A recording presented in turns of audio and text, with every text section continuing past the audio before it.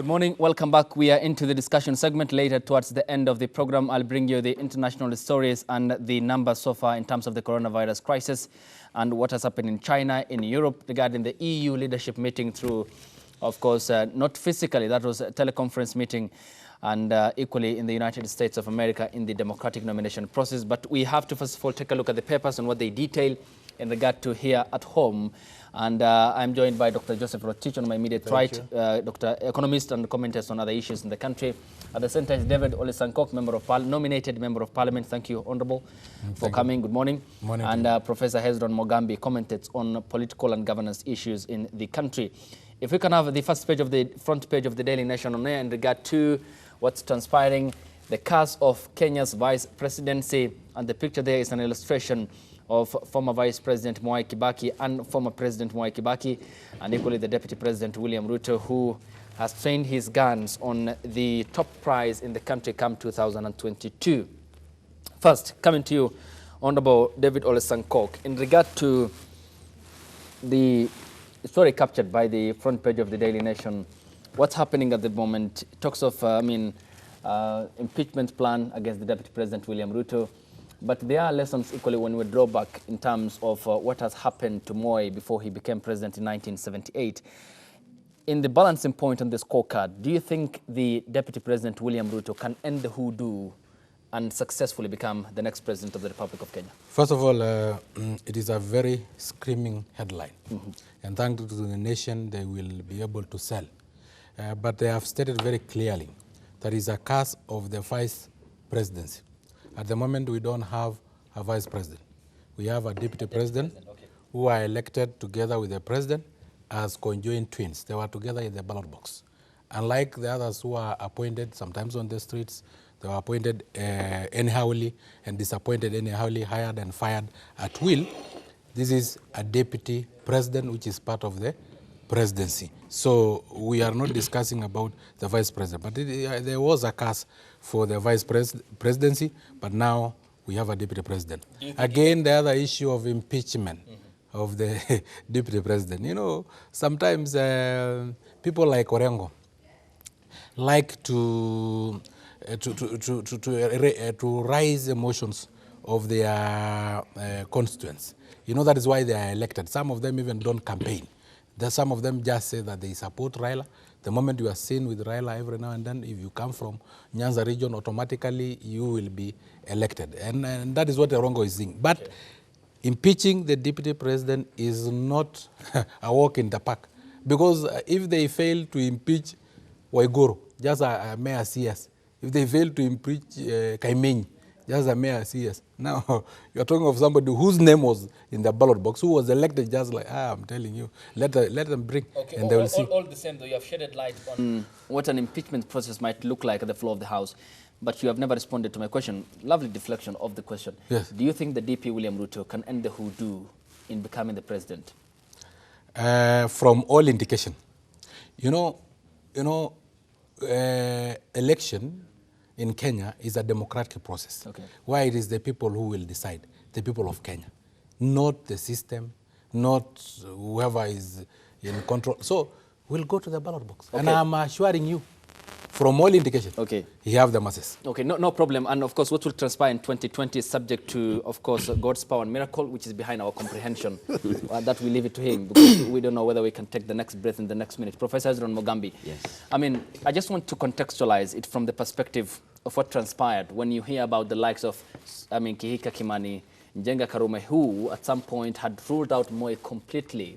And when Kenyatta passed on, Kenyatta Senior I'm talking about, in the port city of Mombasa, then there were hurdles on the way until the intervention of the then Attorney General Charles Njonjo that any act of that kind is treasonous. That fear drove away everything.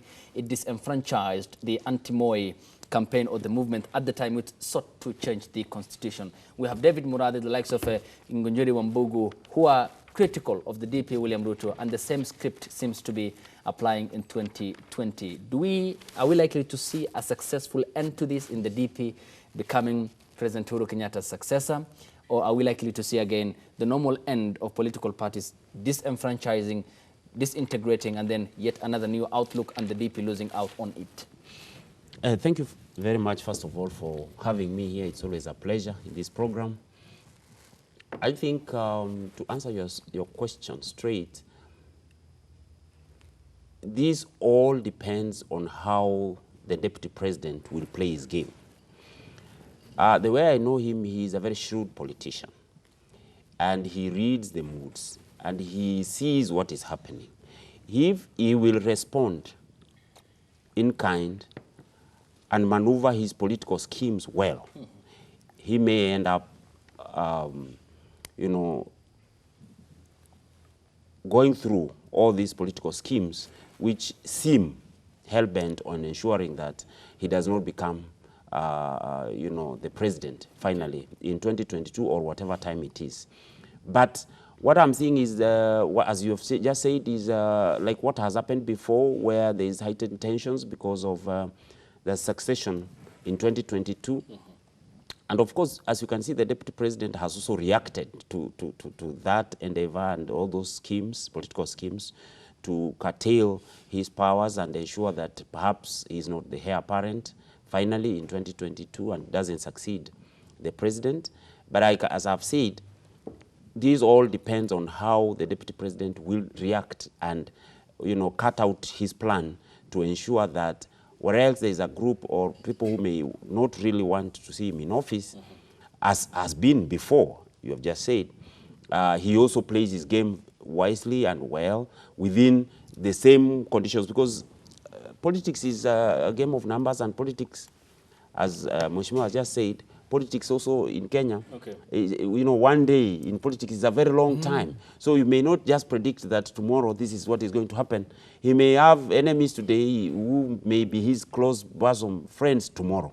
So it all depends. Actually, the person now to focus on is the deputy president himself and how he maneuvers his way out of what is the situation today to ensure that he becomes victorious in 2022. And Dr. Joseph Rotich, if I may come to you, there's the tough task here and the calling card. The DP William Ruto has proven his dexterity, what he can in terms of how sharp he is politically. And then the guarantee here he has is constitutional. He cannot be sacked. What happened to the likes of Mwai Kibaki or humiliated or George Saitoti cannot happen to him. But we have this headline on the front page of the Standard newspaper. I trust Raila Odinga with the BBI, says President Uhuru Kenyatta after meeting with 9 Rift Valley governors ahead of what is set to transpire on the 21st of March at the Afraha Stadium. What does it say about now the boss? A case of sending the signal that all might not be well, or as we have planned, things might change? I think looking by the headings that is captured, there is no indication that the president has said that he's supporting Raila for the position of the presidency or any position.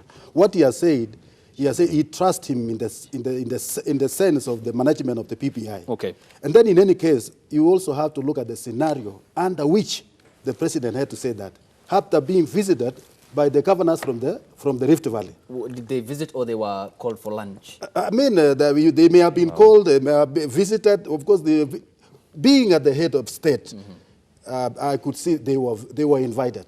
They were invited. And then in this case, again, the scenario of William Ruto and the rest of the vice presidents that we are talking about today is quite distinctive and it's quite different. Because the William Ruto, he was elected along with the president.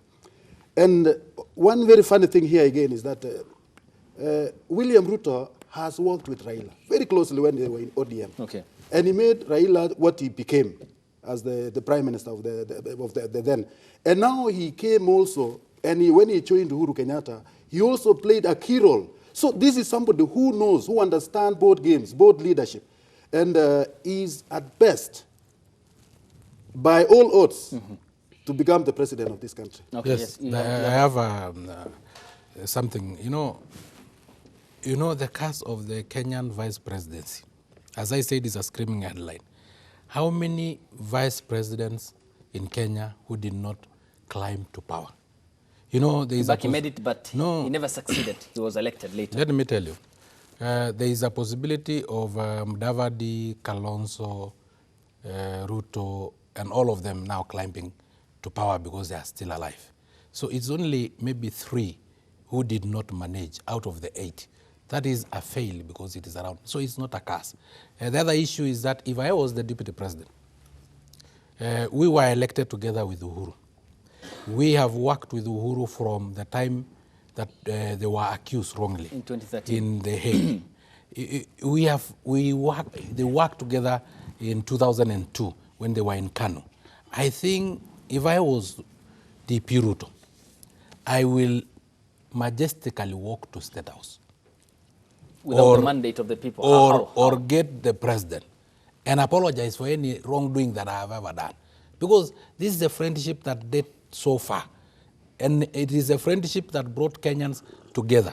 You know, during 2003 to 2013, the country was almost being torn apart.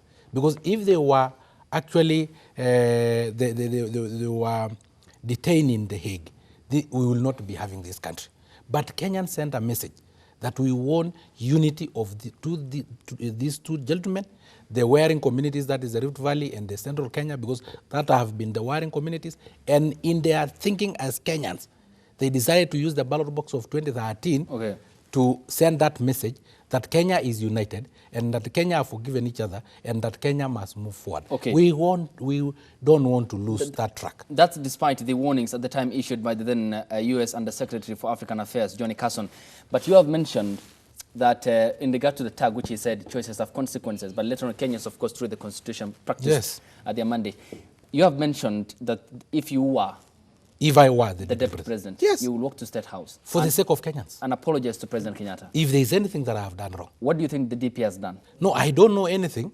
But you know, when there is that relationship that we witnessed in 2013 and 2017, then I just presume if there is something, you know, if I was actually the deputy president, I walk to the president, tell him I don't know what I have done, if I don't know, but if I know, I will tell him this is what I have done, but I apologize for the sake of Kenyans. Because in your view, do you think there's any wrongdoing he has done that warrants an apology?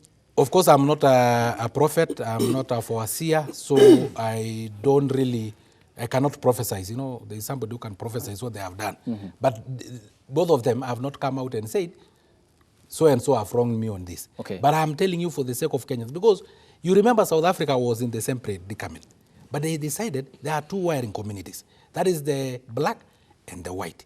Let us compensate the oppressed by giving them the presidency. But then the oppressor, so that they will not be left behind and become the hunted. You know, the hunter can become the hunted. Let us compensate them. Let us give them the deputy president. That is what we did in Kenya. The two warring communities have been Rift Valley and Central Kenya.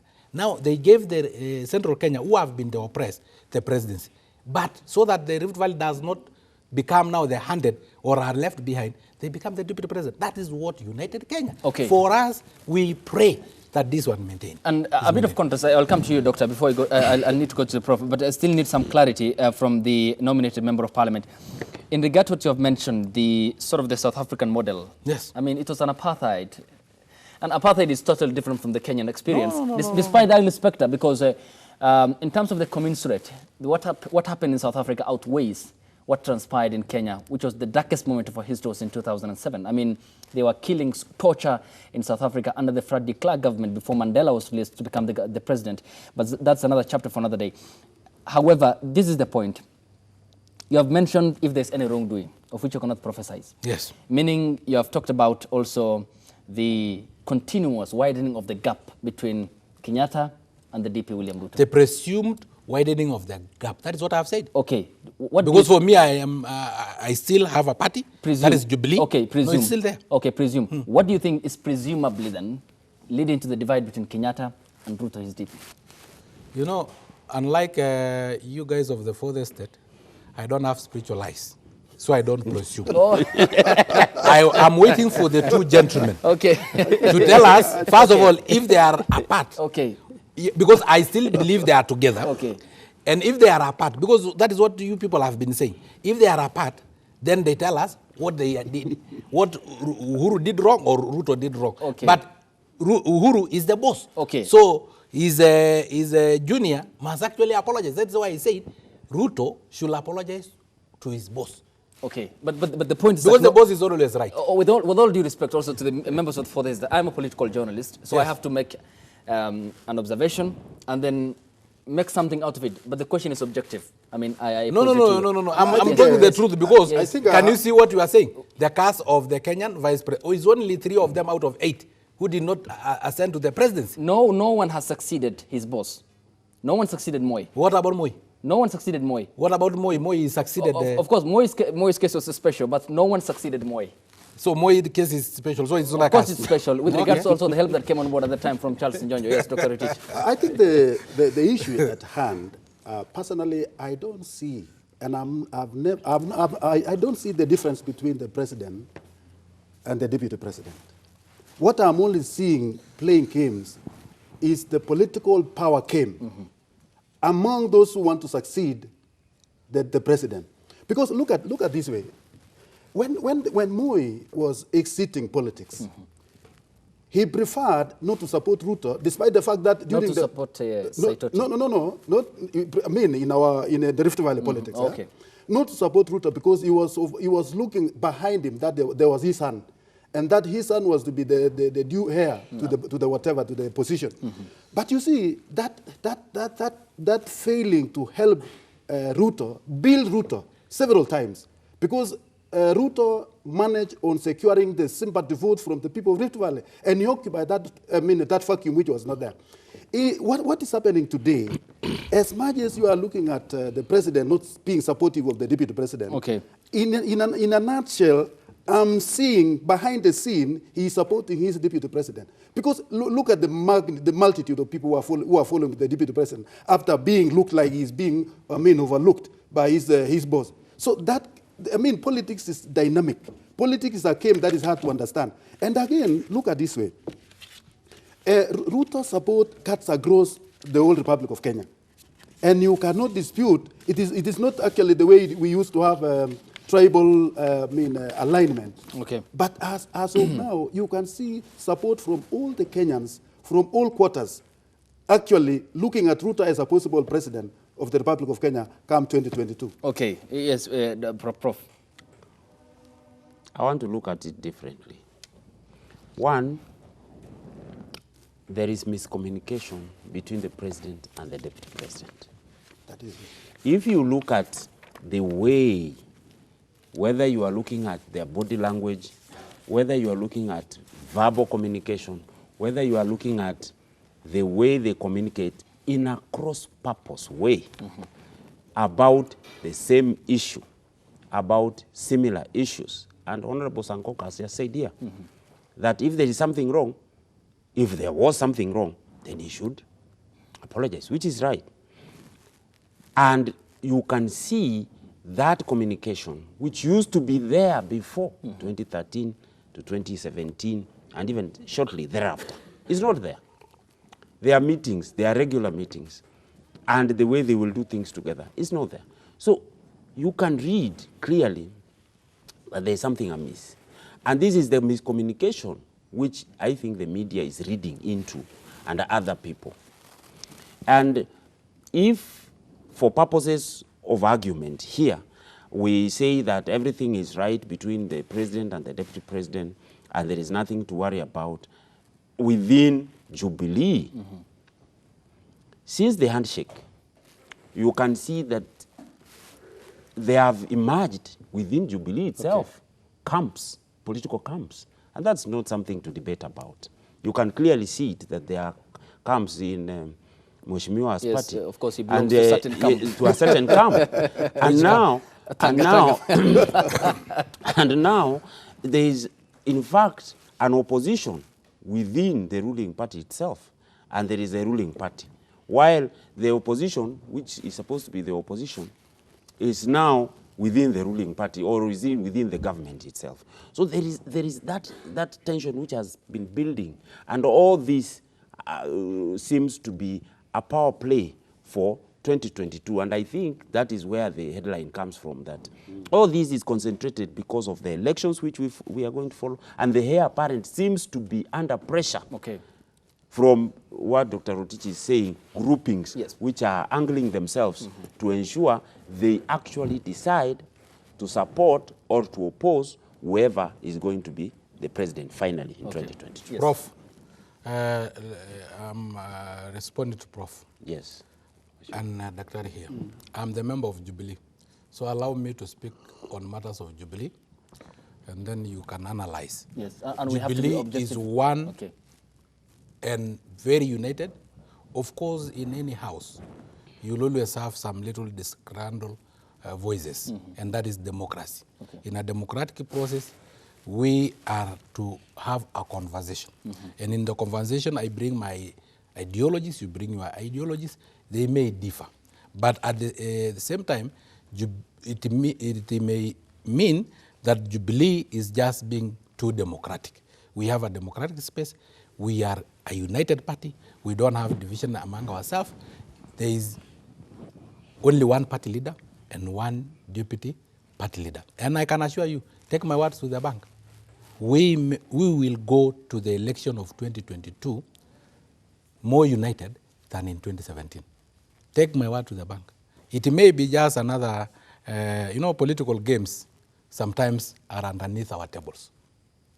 If there was professional noisemakers, and we will not achieve our big four agenda, we will not achieve our Jubilee manifesto. So what do? It's just use a psychological approach, like what I used to do when I was a untrained teacher. If there is that child who used to come to school late, then I give them the responsibility of ringing the bell. And they will be coming early to ring the bell. If there is that noisemaker, and sometimes if you try to cane them, wanasema wamekausha viboko. What do we do with them is give them to be class monitors. Okay. Because they are the one making noise. If they tell the rest to shut up, who else will make noise? So sometimes it may just be a political game to make some professional noisemakers as class monitors so that they can shut up, so that we can achieve our big four agenda. There was a lot of noise about the standard gauge railway. There was a lot of noise for anything that we are doing as Jubilee. So people are now class monitors. But they are concerned, isn't it, with regards to the inflated price of the SGR?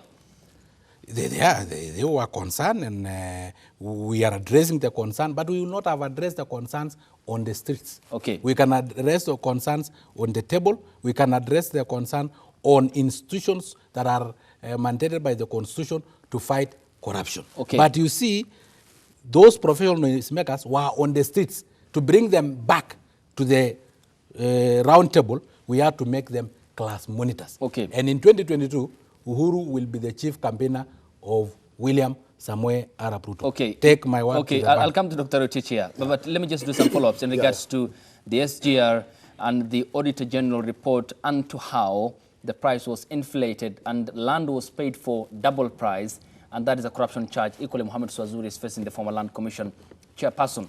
That aside, who is the professional noisemaker? Raila Odinga? You are mentioning him. And that is your words. Presumably. No, you are mentioning. So who is the noisemaker in your view? No, you are mentioning and let it be like that. But I have not mentioned myself. Okay, because for me, what I said is that when I was a trained teacher, any noisemaker, na baada anakawisha viboko, ukijaribu kugonga kiboko, ako na kichwa ngumu kama bibi ya Lot. What I do is to make him a class monitor. Kwa sababu wengine ndiye anapiga kelele. Sasa nani mwingine atapiga kelele? Okay. So that is what I've been, probably that is a card we are playing under the table, but I have not mentioned anybody. Okay, despite the card then, you have mentioned the professional noisemaker to tame him so that he can be part of the process, so that there can be no noises, you can undertake your functions at the House of Jubilee level very peacefully, there can be some form of tranquility. But why is this professional noisemaker causing a lot of concerns and divisions amongst you, of course, members of the DP William Ruto, who are supporting his 2022 course? My friend, when you are beaten by a snake once, even when you see a road, you will jump. We know those who have beaten people very many times. When they were brought into the government, and they were made probably the Prime Minister or Secretary General of KANU. So this time round, we decided to give them an amorphous position that does not exist in law. Okay. So they will not break Jubilee because they are not inside Jubilee. Okay. They are not inside the government. Like now, we have been sending him probably to oversee irrigation projects. As who? He's not a CS for irrigation. We have a CS for irrigation. You know, we give them an amorphous position You- so that they don't wreck us from within. It's good that you stayed away from mentioning Raila Odinga, but now you have clearly mentioned it on air. No. indirectly. You said the Secretary General of KANU. He was made the Secretary I of KANU. said, after for NDP. instance, Okay. if you are made the Secretary General of KANU, then there is a possibility that you broke Okay, KANU. and KANU, and that is the point I'm coming to here, because I'm critically trying to balance your words and how they come out of your mouth. Odinga was made the Secretary of KANU after NDP KANU merger after 1997 elections. So, You are mentioning the name. indirectly, you have mentioned Odinga. You are mentioning as the the name. noisemaker you have brought on board. Later, And you know, with the noise, he broke NDP, he broke LDP, it's good now you have won he the right broke away. KANU, Okay. he broke NAC, he broke NASA, CORD. You know, you cannot break again Jubilee. but NASA- Jubilee, we had formed. Okay. No, NASA is no longer there. NASA, Where is it? NASA, as per the political parties register, it exists as a political coalition. And why are you saying there is function it's not in dead. Jubilee and it still exists? But there there? are factions in Jubilee Party, especially you belong to a faction. Why are you saying Jubilee is being broken and you cannot accept the fact that when Raila was being sworn in, Kalonzo, who is part of NASA, Mudavadi and Wetangula, who were part of NASA, they were not there in the swearing in. Why don't you accept that one? Fair enough. It's not about denying the facts. Fair enough. There are divisions equal in the coalition in which Kalonzo, Wetangula and Mudavadi never attended. And according to them, from their own words, it's oozing blood, but it exists on paper as a political party, the same as the Jubilee Party, as a political coalition. I think what we have to see, my friend, after the last election that we had, there were two very major groups. There were the NASA group and the Jubilee. And what the president actually did, and they were they were half the country. The whole population were, majority of the population were with Uhuru Kenyatta, and then followed by the Raila. So in that case, Uhuru would not have succeeded to deliver on his mandates as the President of the Republic of Kenya with all the pledges that he made to Kenyans without bringing Kenyans together. So bringing Raila on board, to me, it was the most sensible thing that the President could do, but not on a political platform. Okay. He brought in so that the Kenyans could spearhead, or that they could be able to have a peaceful environment to spearhead and deliver on the agendas that he made to this country. All right, you will continue. Let me pick this call from Douglas, who is calling us from Webuye. Good morning, Douglas. Salama na habari ya asubuhi. Habari ya asubuhi ndugu yangu. Vyema kabisa. Ninapongeza wale ambao wako katika studio yetu. Lakini wacha nikwambie ukweli wa mambo leo ya kwamba vile mheshimiwa amesema ni ukweli ya kwamba lastly 2022 our president atasupport William Ruto. Atasupport William Ruto. Yeah, na hiyo inaendelea tu, ni cards ambazo ziko, na kama Wakenya hawaoni ni ile tu kutoona, lakini mimi najua watu karibu ini that iishe. Okay. Kenya iwe na amani. Lakini ngoja kitamifike 2021 December. Okay. Hatutakuwa na Raila Odinga katika muungano huu. Okay. Na yeye atafikiria itakusimama ama kutosimama. Hiyo itampea challenge, but William Ruto vile wanaendelea kumletea mambo mingi, kumwekea mambo mengine mpaka wanaleta ile inaitwa system. Okay. Nafikiri kuna shida na wanaendelea kumfanya awe tu powerful na awe popular. All right. Hiyo tu ndio wanafanya. Wanatusaidia. Kumbuka 2013 vile waliongea wakisungumza mambo ya ICC. They were against ICC na yes, akina rais na deputy. Same what is happening. Na after mwisho wote Ruto atatangaza mshindi na watasema ameiba. Itaenda koti and EPC. Okay. Thank you so much. Asante sana. Thank you so much. We cherish your contribution here on the program, and the number is as displayed on the bottom end of your screen. The number is 0791478990. The hashtag on Twitter is NewDayKE. The short SMS code is 40920. Yes. I was at the point of explaining the real intention of the head of state bringing on board Raila. It was not political. And as he had actually expressed, he said this thing is not political. It's not about 2022. The agenda that the president had and the pledges that he made to this country, along with Ruto, could only be delivered in a peaceful atmosphere. So, but the issues that Kenyans, you see, Kenyans is highly polarized, polarized society, highly political. And as at the moment, when the PPI was brought in, the Jubilee side was actually speculating that this could be another way these people are trying to sneak in Raila into the 2022 politics. And that is the suspicion that is so ripe now that the public now is being polarized. And we are now on 2022. And let me tell you for sure, if you look at across the country is ripe for election. When the election is 2 years down the line. Okay. And so this is a fact that has been orchestrated by the current PPI scenario, okay, and having also the former Prime Minister being at the center. That actually raises the speculation that this PPI could be another motive or rather another way to sneak Raila into power come 2022. Okay. I mean, that is actually a mistruth, a construed kind of approach. Okay, we'll talk about the BBI, what will happen next in the county of Nakuru on the 21st of March 2020. Before I go to Prof, let me pick this call from John Adamba, calling us from the county of Bungoma. Bushere John. Habari asubuhi. Do we have him? Good morning, John. We seem not to be hearing well from John. Hopefully he will call back here on the program to make his statement. Yes, go ahead, Prof. In regard to the BBI he has mentioned, and then the 9 governors meeting the president ahead of the 21st of March 2020 Nakuru BBI rally, and whether there is some validity in the statements often made by the 2 wings in the ruling Jubilee Party, the Tanga Tanga faction and the Kileweke faction, that is fiercely opposed to the DP William Ruto, deeply critical of his style of governance, and the Tanga Tanga faction that's calling for the implementation of the 2013 accord between the president and his deputy William Ruto. First of all, I am not even sure. First of all, I'm not even a member of Jubilee. I think Mheshimiwa can tell us more. Can tell us more about Jubilee. Yeah, he can tell us better. Yeah, you know.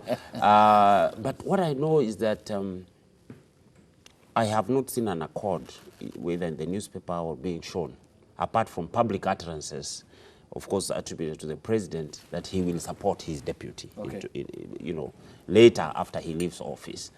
But I have, when I started my contribution, I said, this all political noise will depend on how the deputy president will work on the schemes which are against him to ensure finally he becomes a victim.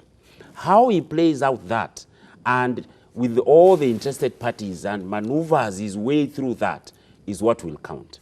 Secondly, there is the BBI, which some sections of politicians have really been having unkind words over, and which has been seen by some quarters in Kenya as one of the strategies of ensuring that the deputy president does not actually finally succeed the president.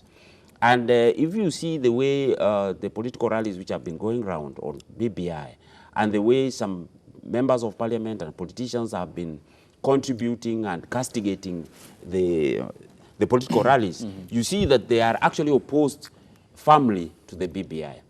And concerning the BBI or Rift Valley BBI, I think there has been a lot of tension about it, and that is why it was postponed to, you know, March to 21st. But again, with the meeting which we saw with governors from Rift Valley, with the president in State House, and later I saw communication from the majority leader in Senate, Kipchumba Murkomen, who is also the senator for Elgeyo Marakwet, about the same meeting. Okay. I think finally the meeting will go on well, and it will achieve the same purpose, because he said he supports the meeting. Okay. And the meeting, as Rift Valley, they have organized the meeting very well, and even put actually the dates for his own county meeting and other meetings, which means that meeting will go on well and achieve the same purpose which it was supposed to achieve. Okay, let me come to the Honorable Member of Parliament. Allow me to pick this call from our viewer who is calling us from the county of Kisii. Good morning. Morning to you. Morning to you. Habari asubuhi? Mzuri. My name is Francis Muranga. And I'm calling from Kisii. Okay. I take this opportunity to thank all the panelists. And in fact, I'm happy to see Bangkok today in his fine suit. Remind him of one thing. Okay. a very good work, that they did go and apologize to the president. Okay. I think that was a very good approach. Let me tell him what he to go to apologize for. Come on. 7 billion, he said that were misappropriated. Let him tell us. And the issue. Okay. In fact, the office where I just was a public office given to him by the state. Then let him go and apologize on how and let the office of the vice president to be used by robbers and thieves. In fact, Ruto has let Kenyans sit down in a very bad way because he's leading a brigade of people who are rooters and thieves in the country. Look at the governors that is support using Murukomen in court. To the people who are stolen from the government coppers. Okay. And then he says it's for the Kenyans. How? And it's rooting money. All right. Thank you. That's what I tell Sankok to go and tell Ruto apologize to the president of stealing Kenyan money. Okay. Asante sana. Thank you so much. From the county of Kisii, we appreciate your contribution here on the program. Thank you so much. Yes, come in, please. Yeah, thank you very much. And you know, you have discussed about handshake and the BBI. And I can tell you... We are at the BBI now. I can tell you for free that the handshake together with the BBI, because the mother of the BBI is handshake, was a very intelligent move by our president. Okay. And you know, our president is a good-hearted president who loves this country more than self. He was recognized as the best leader in Africa. And that recognition is not a small thing to achieve as a head of state of a country that had some shaky kind of democracy. So our president did the best thing for this country and delivered this document called the BBI. And you know, this document called the BBI is a document in which we were told, instead of keeping whatever that is disturbing your heart until the time of election, when you will manifest it through violence, let us now come to a round table, have a discussion, let us converse about the issues that you think are ailing you, so that you don't bring them out in the form of violence during election time. And this conversation have really opened up the hearts of Kenyans. And we have discussed. Everybody have said what they think. Like for us, the pastoralists and the Maasai, we have come out and said this country is a country that is defined by landmass together with population. Okay, but we have no. Allow me to pick this call from home. We'll continue. And we are now joined on the line by Linus, who is calling us from the county of Nairobi, 047. Good morning. Morning to you. Morning to you. Habari ya asubuhi. Very. Talk to us. Yes, I'm saying this. These men who are seated there, they too much of their time to discuss about 2022 politics, about Ruto. While they cannot even remember that we lost many people during 2017, 2018, many families were left orphans and widows. And yet, when Raila and Raila decided to swallow up his pride with Plus Uhuru, the leaders we have in the land cannot even realize the sense of the need for that unity. Okay. They talk about 2022 as if now there is someone who has guaranteed Uhuru Ruto to live to see the year 2022. Even themselves leaders seated discussing 2022, but the death of a human being is based on the hands of God. Remember, last week we lost an MPA there, Mombasa, who was also talking about 2022. How come each and every day the leaders in the land, they're supposed to lead as common wananchi to see the way forward, how to unite countries, are busy telling us every time left and right, talking about the politics of 2022, while ourselves we have the curses on our body as a result of the violence in 2017, 2018. We type of leaders we have in the land today as young people? Because even whatever they have been promising the people, we've not even seen the benefit from the leaders that are there discussing politics for 2022. Okay. Well, families are crying. Children were left orphans. Widows became, many women became widows. Okay. Then we put a focus on 2022 and Ruto. Okay. Very unfortunate. Very unfortunate. Asante sana. Thank you so much. Prof, I wanted to respond to that in regard to the question raised by Jackson as to whether there are guarantees and assurances in regard to the BBI being the antidote to the country's political problems. But let Mheshimiwa finish up, and I'll come to Dr. Rotich, because that is the point. That is the main purpose of the coming together of the two gentlemen, to address the perennial political problems in this country. But first, finish up your point. Yeah, because why we're discussing 2022 is because if you don't plan ahead, you are planning to fail. We have Vision 2030. Somebody is telling us 2022 is far. Which one is far? But it's a political process. Vision 2030 or is it 2022? Okay, anyway, I was saying that this is the best thing that have ever happened in Kenya. We are now conversing. Okay. We are discussing. We are on a round table instead of being in the streets to demonstrate and bringing out our anger for things that have been ailing us all through in 5 years. We are now discussing them on the table. Of course, you know, in the pastoralist communities, I've told you, we have now come out and said a country is defined by two parameters. That is the landmass and the population. But for a long time, we have used one parameter called the population to allocate resources and to elect our leaders. Okay. We have said, as much as we talk of one man, one vote, one shilling, we also have to bring on board the issue of 1 kilometer, 1 vote, 1 shilling. Because landmass is equally a parameter to describe a country or to define a country, just as the population. Because you don't say 50,000 people make a country. No, it is the population together with the landmass. We have also come out as persons with disability, for instance, and rejected inclusivity, what we call tribal inclusivity. Okay. We have said, yes, inclusivity is required. We need to create that position of the Prime Minister and 2 deputies so that we have 5 positions at the apex of leadership. But when you say you will bring this tribe, Kabila hii na Kabila hii, you will only be able to bring 5 tribes out of 44 tribes of Kenya. All right. And now if you bring those ones, you have led to exclusivity because you have excluded 39 tribes. So including 5 tribes and excluding 39, that is exclusivity.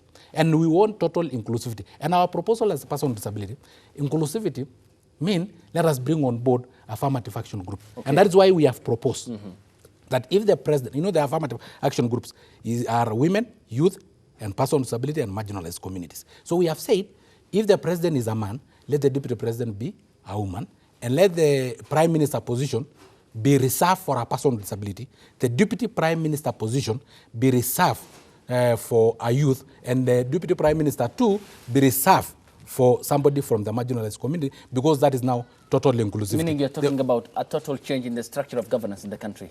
I'm talking of, yes, total change. The way they have said in the BBI that there will be a position of prime minister, what I've added is 2 deputies, so that we bring the 5 affirmative action groups on board, because we know they are there. And then the last point before you go to him is that there was somebody talking about that actually it was the prof, that the accord was not on newspapers, was not on papers. You know, our agreement and our accord as Jubilee was not written on paper, but in the hearts of Kenyans, and was written in heaven. Because when our leaders were making that particular agreement, they were kneeling down before men of God, and before masses, Kenyan masses. Okay. So they are written in the hearts of Kenyans.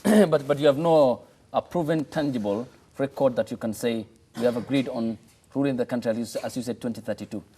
That is why I said Ruto, so that we can continue with the accord, should walk to the president's office, his boss, and apologize for any wrongdoing. Because we want this country to remain one and to remain united. Presumably he hasn't done anything wrong that warrants an apology. Yes, Doctor, before we go on a break and come back. I have to, there are some few things that I want to clarify that our caller actually mentioned. about we are over-concentrating on the 2022 politics, leaving behind all needs of the majority of Kenyans. And in this case, I concur with him because much has been hijacked through this politicking of the PPI issue. The PPI issue was not supposed to be, undertaken or managed politically. The PPI issue was supposed to be taken peacefully as proposals which Kenyans could actually be bringing in. But now, what PPI is facing is the danger of being used as a political tool for 2022, which of course it may really derail the very agenda that was actually meant to be done. So in the issue of about one vote, 1 shilling, I looked at this thing as a selfish approach, because when you relate the population and the benefits that, when you say we will share the cake of the country, yes, the more we contribute to, in form of taxes, the more it should be recultivated back to our communities. So what you are actually looking at is a selfish interest, whereby, yes, I know I'm the third majority in the Republic of Kenya, I'm the second, I'm the fourth, so I'm supposed to take the lion's share of the, but that in itself is a selfish motive. In fact, what we should be looking at is the poverty index, and we distribute our resources with the intentions to uplift the lowest considered community, the societies who are actually very poor. Okay. So, before I actually conclude that one, there is this thing that the president came up with, which looks like it is being swallowed by the current political scenario. Which is the Big Four agenda? The Big Four agenda. Okay, we will come to that. Oh, yeah. Let's see the break on the program. Come back and I'll go to Prof. Then we can turn our attention on that, the Big Four plan that the president outlined after his re-election in 2017. Why it appears that it is apparent or at the moment eclipsed by the PBI process. But before we go on a break equally, let's hear from this caller calling us presumably from somewhere across the country. Yes, good morning. Morning to you, please. Morning to you. Habari asubuhi. Mzuri sana, mimi naitwa Zayuni Mbogwa. Na nimefurahia sana hiyo TV kwa sababu imeleta kipindi ile nilikuwa naongojea sana. Okay. Mimi nitoka Githurai. Githurai Roiro. Yes. Kiambu constituency. Hii BBI, hii wanaongea kama huyo mwenye amevaa nguo ya green. Namjua vizuri sana. Ile kitu iko hata BBI kufanya ni kitu moja tu, mtu kukataa uchaguzi. Lakini hawa watu, ana huyu mtu wa parliament, ningependa aende aseme parliament.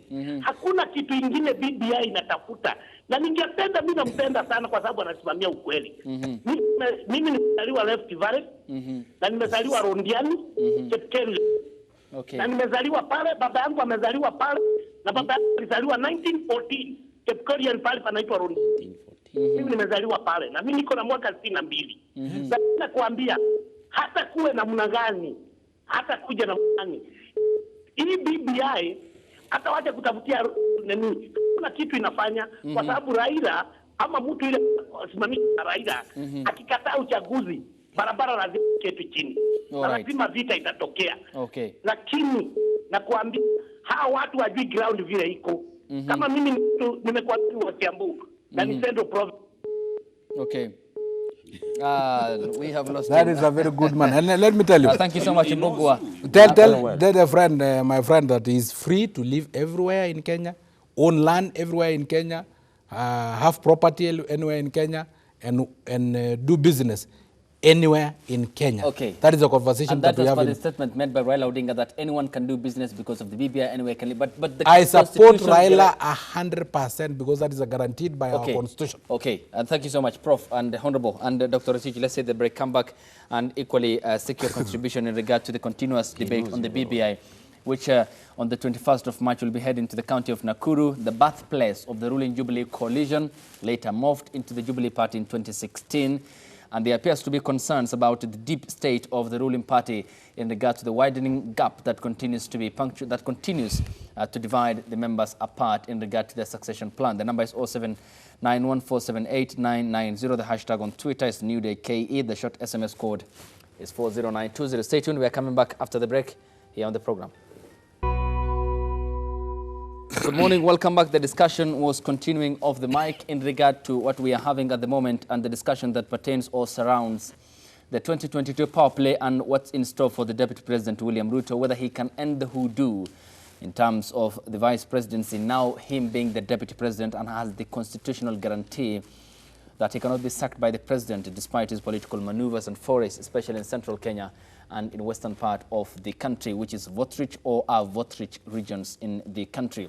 Now, Dr. before I come to you, let's have the page 2 of the Daily Nation on air in regard to what transpired in the State House in Nairobi County. President Uhuru Kenyatta and Ruto comes close ranks ahead of the BBI rally in Nakuru County on the 21st. You can see Governors Alex Tolgos, that is Elgeyo Marakwet County, his counterpart from Nakuru, Lee Kenyanjui. You have the other governors from Baringo County, West Pokot County, Turkana, and the number up to 9, Bomet, who have met the president. Apparently, there seems to be no female governor, right? Okay, let's get this call before I come to Dr. Rotich. This call from our viewer at home. Good morning. Morning to you. Do we have him? Hopefully he'll be able to call back. No, yes, no, there's one Regina. You know, you are using a very harsh term. Yep, that is? That the president cannot sack the deputy president. Yes, he cannot sack You know the president, the president is the boss of the deputy president. And we cannot be using those very harsh and very strong terms. But he cannot no, the deputy president should know that even if the constitution says this, his boss still remains the president. And he only act on behalf of the president. All the and same only act through express mandate from the president. Okay. You should know that. That is the constitution. Okay, all the same though. So just be saying the deputy president, but don't say that cannot be sacked. Okay, the deputy president of the Republic of Kenya cannot be sacked by the president. No. I don't want that one. That is objectivity. That is very strong. That is very strong. I'm being objective. I think what he's actually saying, he's very right. As a political student. No, he's massaging the ego of the deputy president. No.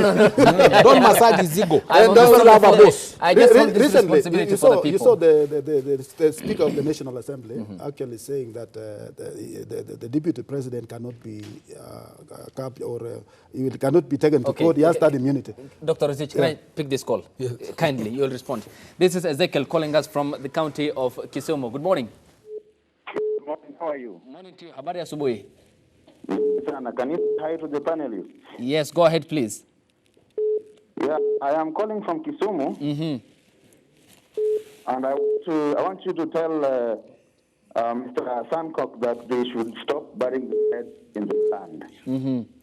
It is very true and clear that there is a division in Jubilee.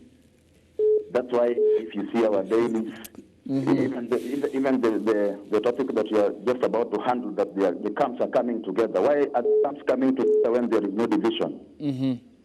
Yeah, there is Keleke and there is Tangatanga.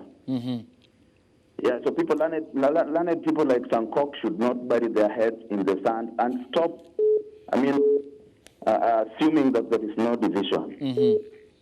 Secondly, I want to tell these guys that Raila is a man to watch. You cannot match the following of Ruto Raila. Okay. Yeah, what made Ruto become what he is because there was Ruto.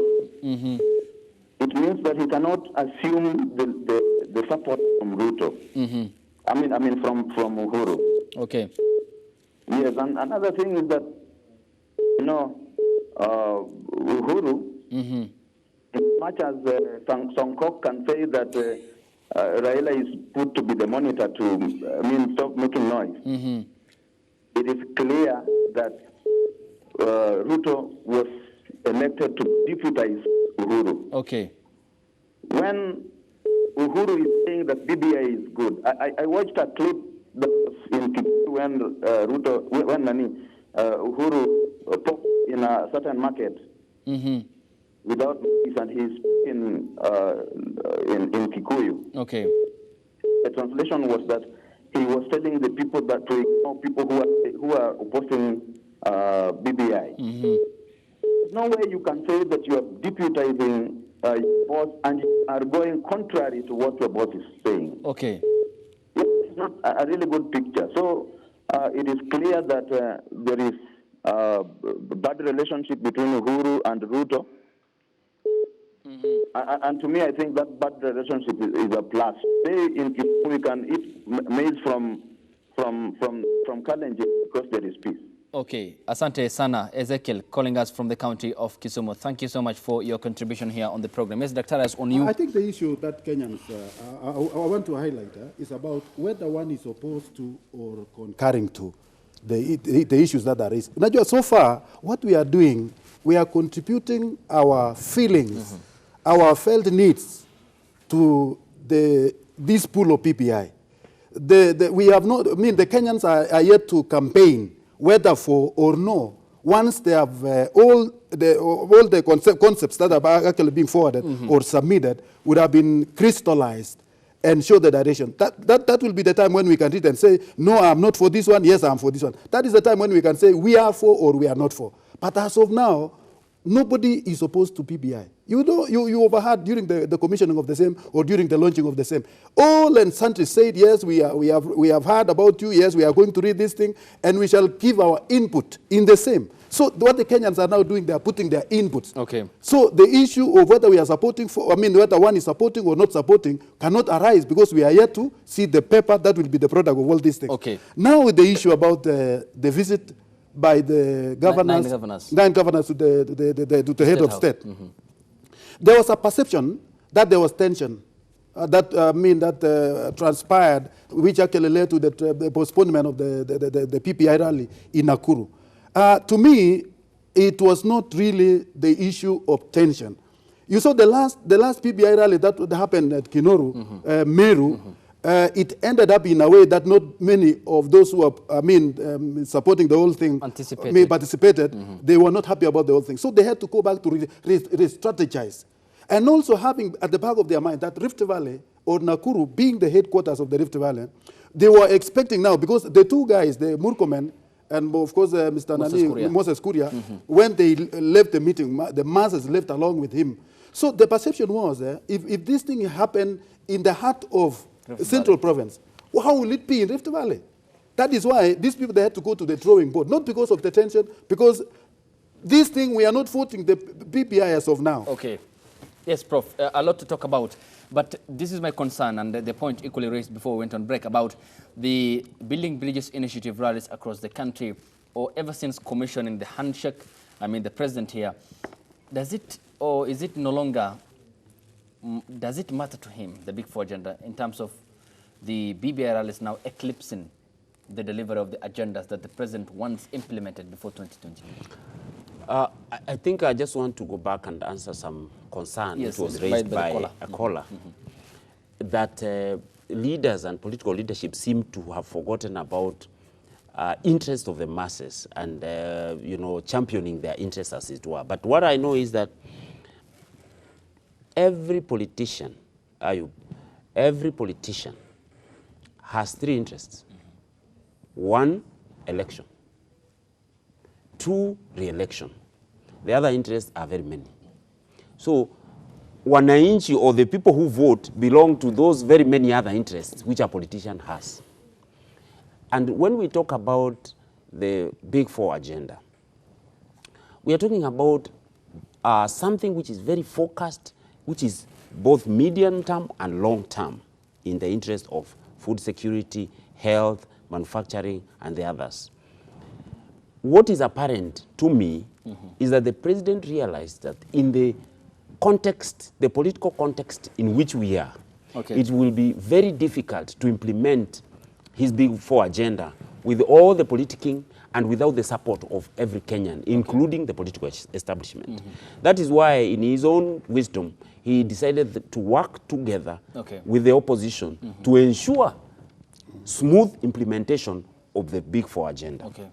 And I think, in his interest, he started the handshake, then later gave birth to the BBI, which is a process focused on ensuring that there is peace, there is tranquility and unity and cohesion, so that his agenda can now be implemented smoothly.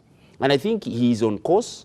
If, for example, he is able, through BBI, give this leadership and ensure these tenets or the focus of the agendas of BBI are actually implemented, even if he did not implement fully his Big Four, he will have created an enabling environment to ensure that whoever takes over will then be able to implement this very smoothly. Sail smoothly. Yes. Do we still have that call up on air? Yes, Honorable. I suppose we have John Adamba. Yes, calling us from the county of Bungoma. Good morning, John. Bushiere. Habari ya asubuhi. Bungoma. Yes, talk to us. Niseme namna hivi. Kwanza wacha nizungumzie mheshimiwa DP. Okay. Ya mheshimiwa deputy president ana haki, ana usawa, strong enough to success our president Uhuru Kenyatta 100%. Hapo sure. Okay. Lakini let me tell you my friend Abdi. Ni shida. Ikiangaliwa ni shida sana kwa sababu tunaona amepitia karibu sana na mambo mengi, mara tunasikia hizi uvumi amepitia karibu sana. Nafikiri ni njia moja ambayo inaweza kumrudisha nyuma katika mambo yale ambayo anafanya ku success president. Wacha niruke pale juu. Okay. BBI ni sahi kibarua kigumu kabisa. Kwa sababu yale pango zake lazima zitekelezwe. Kuanzia hapa mimi nazungumzia Damba, mtu wa chini kabisa mpaka yule mtu juu kabisa mawinguni. Okay. Yes, bila hivyo ninavyoona politicians watachukua hii mwelekeo BBI na wataigeuza mpaka itakuwa ni ile kitu ya kulenga mtu, ya kumlenga Damba hapa hivi, ya kumlenga Abdi pale, ya kumlenga Swaleh pale, ya kumlenga Omolo pale, ya kumlenga mtu, na hiyo itakuwa ndio ile strategy ambayo sisi BBI ilianza nayo. Okay. I would like to warn that strictly. Na ninasema kufela kama mheshimiwa Yusuf Haji anasikia, asimame imara na hakikishe zile agendas za BBI zinatekelezwa kwa kali. Katoto kanatoa kuzaliwa leo, wacha leo. Hii mpaka kwa ule mzee wa miaka 200 kule mbele kabisa. All right. Asante sana John, calling us from the county of Bungoma. Thank you so much. Always appreciated. And of course, caller always number one here on the program. Thank you so much from the... Yes, there's something. Let him finish up. Just finish up. You know, sometimes I even don't understand, because in these political podiums which we have for BBI, like the one which is going to be there in Nakuru, you see, what happens is that there are always meetings, prior meetings in the counties and in other forums before that main grand meeting. And as concerns BBI, and because people are asking, you find that there are already resolutions from Narok, from other places before that meeting. And what happens is that the leaders then will read their resolutions, which will have been reached before that particular day. So that particular day, the way I understand, is just like a roadshow to popularize BBI and what the leaders would have said from that region. And as it were, concerns should not be so much about that particular day and other people walking out of meetings and not being given time to talk, because that is even not that time to talk or to give your grievance about it. Because Kipchumba Murkomen himself has said that he'll have his on 13th. And by then, he will have given his views and his county will have organized what they want to say in Nakuru before 21st. And therefore, that day, he will just go there to greet the people, as it were. And what will happen that particular day will really be neither here nor there and will inform nothing as concerns the discourse on BBI. Already you have handed it. Yes. Honorable. Usually, you know, sometimes Kenyans are taken for a ride. Who takes them for a ride? Because who is opposed to BBI? Who? Tell me. Anybody who is opposed to BBI? We are just opposed to some ideas.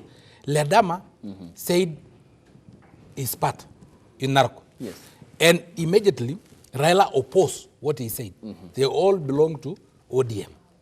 I have said 1 kilometer, 1 vote, 1 shilling.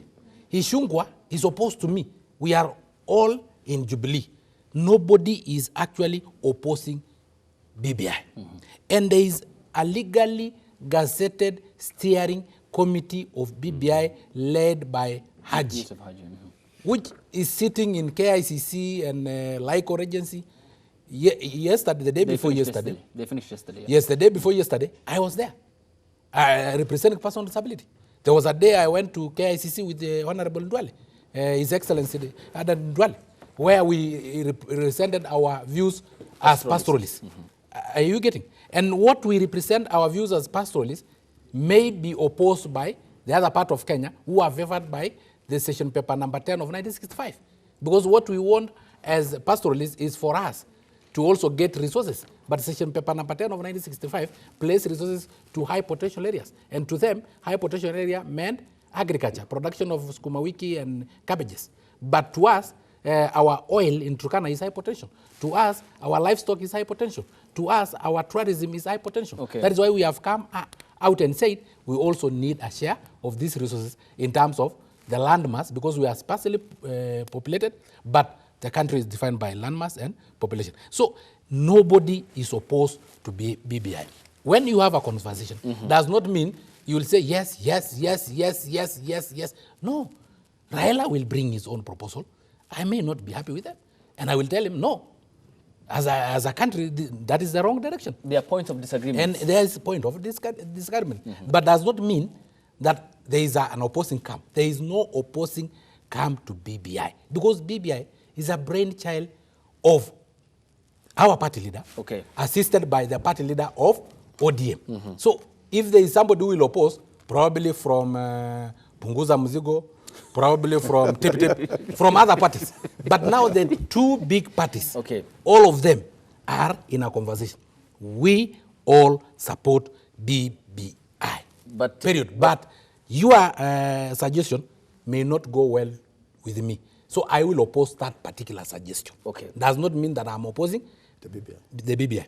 Jubilee leaders, like what happened with Moses Kuria and Murkomen when they were in Meru. You know, they were going to another meeting. It is not one meeting that I have gone, and before it end, I excuse myself and go. And they did not have the mandate to tell people, don't follow us. When people, because probably people wanted to hear from them, you know, I have a choice. I came to hear the deputy president. If the deputy president is told that he will not speak, or if he leave early, I have a choice as a citizen of this country to decide to leave the meeting. Because it was not said that you must not leave when so and so leave. So those who followed Kina Murkomen, they are fans. Everybody have his fans. So it should not be that they wanted to break the meeting. All right. You mentioned a very pertinent point in regards to the your party leader, the president, commissioning the handshake and then reconciling with the ODM leader Raila Odinga. But the point is that while you say there are points of disagreements where ideologies differ. Yes. But even within Jubilee. Okay, but what you have circumvented around is the fact that the allies of the DPU included were critical about about Raila Odinga coming on board. Weren't you?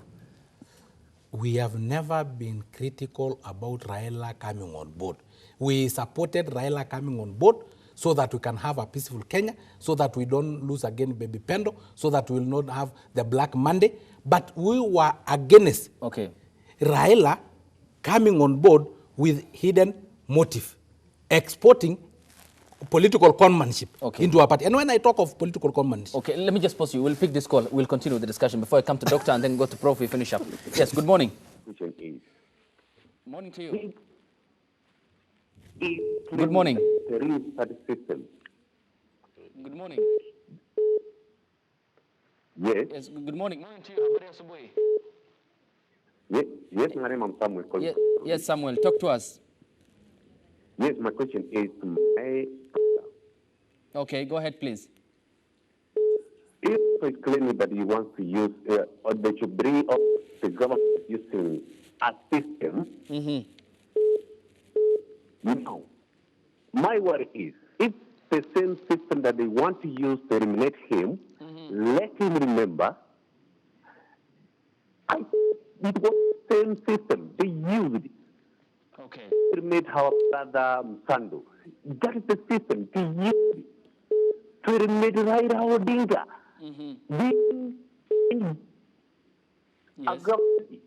Ruto na Uhuru, they use the same system. Being a Kenyan, I want niwe na ile uaminifu kwamba yeye hujua ni system gani hao wenyewe hutumia. Sasa yeye hachipange na hatumie mikakati basi ya yeye kushinda na hiyo msije ikampate. Issue is waja Ruto yeye achipange na haelezee watu ya Tanga akina Murkomen akina my brother here that using BBI, it's a way of uniting all Kenyans. All right. Thank you so much, Samuel.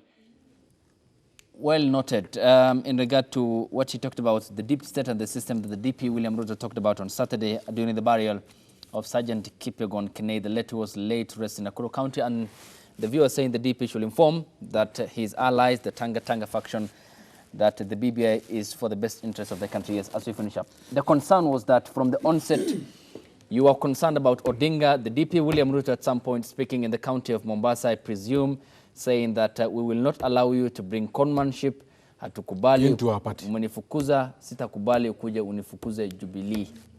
Yeah, there is a track record. We talked about political conmanship. And let's be specific here. Don't export political conmanship. You are talking about who, to be specific? And I'm talking about the Right Honorable, the former Prime Minister Raila Amolo Odinga. But the concern is, okay, the concern is why will the president, your party boss, get into an agreement with a conman? No. Somebody can get saved today. And he was a robber. And he come and kneel down. And he's prayed for. And when he's prayed for, he said that I've changed. He's clean then, isn't he? And if he said that I've changed, we will tell him, okay, don't remember your past. Because we know your past. So what we are just telling Raila, don't import political conmanship. And when I talk about political conmanship, there are so many angles of political conmanship. Okay. Like, for instance, I can give you an example. Briefly. Pay bill number 276, in which he conned Kenyans that they will be paying striking teachers. No teacher ever received a kobo. That is subject to 991 44444. Okay, let's 991 444. That is a pay bill number for a repeat election. Okay, we never had a repeat election. Okay. They never came for a repeat NASA election. boycotted the elections. Yes. And, so what you've mentioned about the teachers about is subject to substantiation by other government agencies. Okay. Let's be fair. Okay, go ahead, please. So that is what we wanted, because we wanted somebody when they get saved and they agree now that Jubilee agenda is good for the country. Okay. The Big Four agenda, the Jubilee Manifesto, yes, the Standard Gauge Railway, the last mile connectivity, the free maternity, the infrastructure that we are putting in place are good for the country. Yes. Then you are saved. And when you are saved, you start by becoming a worshipper. Okay. After being a worshipper, you become somebody like you belong to a choir, and you become an altar boy before you become a bishop. Okay. So we are telling him, don't come straight and become a bishop. Okay. Yes. Pass a normal process. Okay. The point is, we don't want to personify or talk about Raila Odinga, the person or the persona. We're talking about objectives and issues that are of concern to the common one. And you are calling us. You are forcing me to mention him. I'm just asking questions. Yes. I'm just a member of Fourth Estate. I'm asking objective questions as to how, why, what, and why they happen. And very objective. I think. Yes, go ahead, please. Let me tell you, for clarity. This country has been, since His Excellency the President actually came on board, the pledges that he has made to this country, the first 5 years went smoothly. Now the last 5 years, with this agenda of the Big Four plans, which is now being hijacked by politicians. Yes. It is the most unfortunate thing. And His Excellency has been in record by saying, why do we politic when the election is far much away 2022. So, as at the moment, the politicians have hijacked everything. Even the PPI, it has been hijacked. Originally, it was meant for the common man to read and understand and give his views. But currently, as it is meant for the politicians. And it is the most unfortunate scenario. And then again, let me just also clarify on this issue. The Right Honorable Raila Odinga is the one who is among the people who championed the major constitutional changes in the Republic of Kenya. And we are proud of him as a Kenyan senior citizen. And then the issue of politics, far away from what we are discussing, I look at Raila as a senior Kenyan citizen who has contributed a lot. Milestone changes in our constitution was contributed by this man. Okay. So, and another issue again, His Excellency the President made the wisest move to bring on board Raila Odinga into the government so as to be able to champion his 4 agenda plans, which is actually being hijacked by the politicians. All right. So this is something that we must actually be very appreciative. Away from politics, I think we could be doing more and more things. If only we can respect the timing, because Kenyans don't respect time.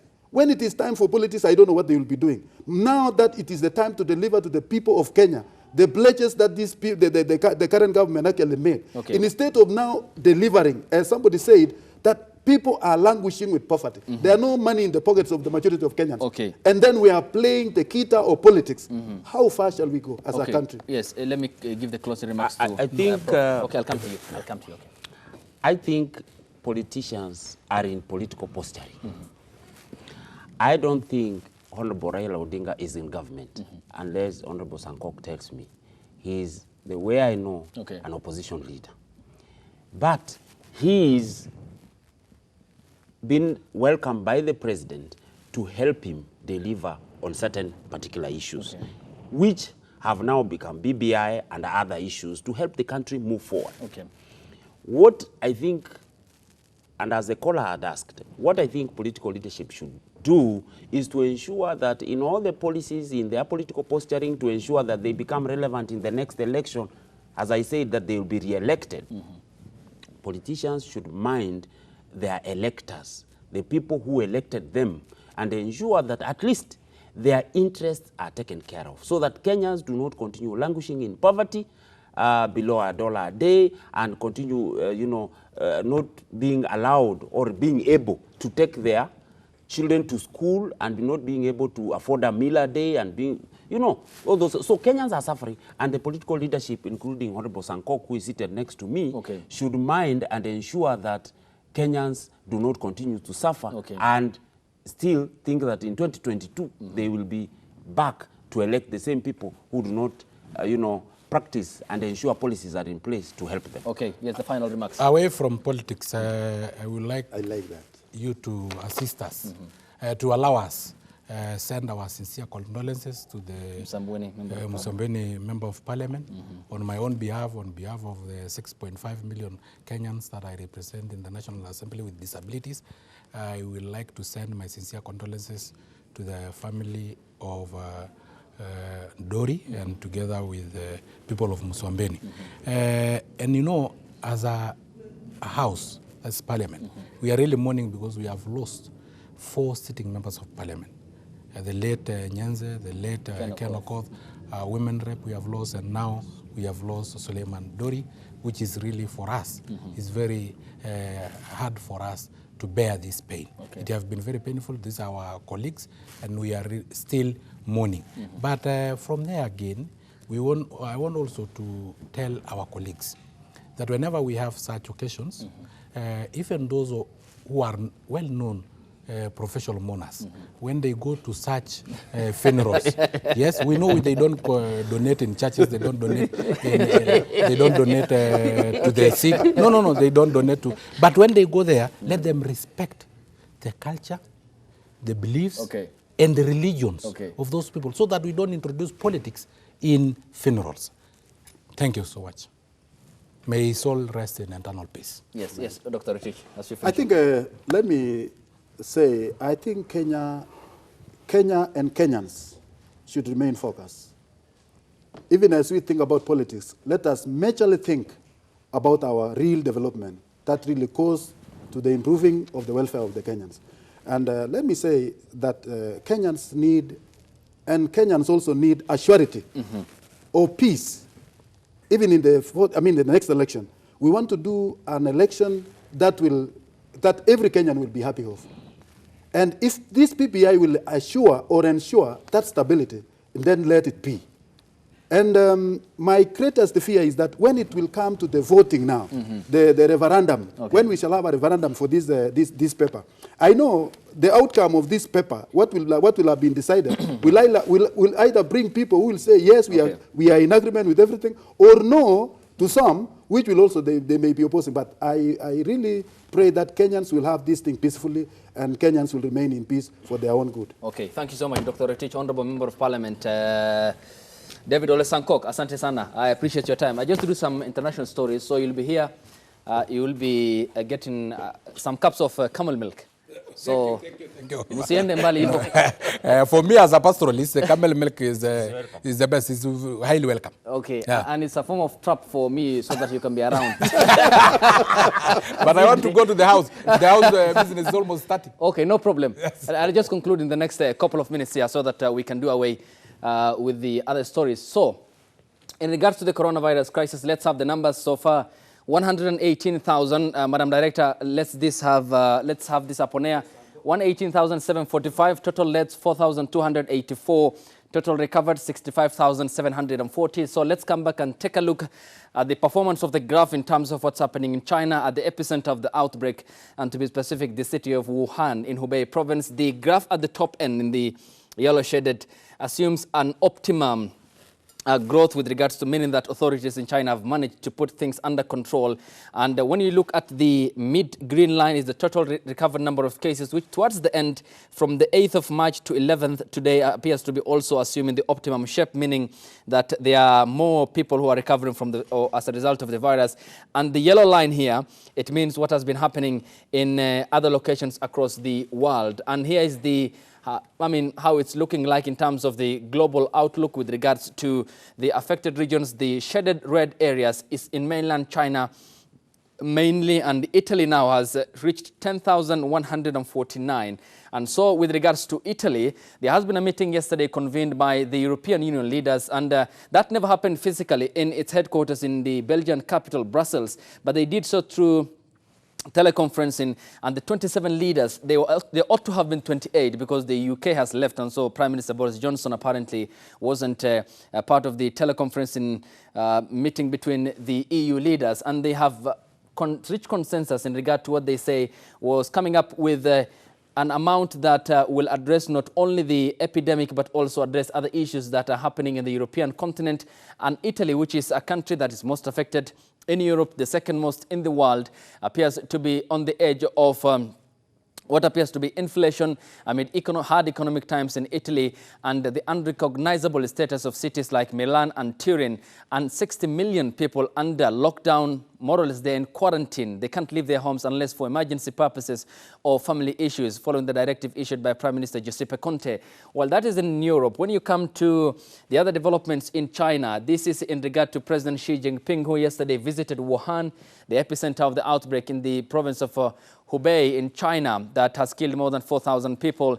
And in regards to the coronavirus numbers, and this has in some case left the people in the city of Wuhan unimpressed, and said President Xi's visit to Wuhan city was for political show and not the government's intent to address the issues. Hospitals across the world were inundated because of the overwhelming number of cases of the coronavirus. But what has been very specific in regard to the African continent has been the low number of cases. The latest one in the Democratic Republic of Congo, one so far, and they are now numbering about 40 so far. One death reported in Egypt of a German national, as the global community continues to come up with measures or engineer measures to ensure that they do keep things under control. And that was, of course, the word given by the Global World Health Organization Director General and former Ethiopian Minister Gabriel Sus Adenom, and therefore concern for the global community as the global stock exchanges and equally the New York Stock Exchange took a hit in regard to the shilling that continues to underperform across the globe,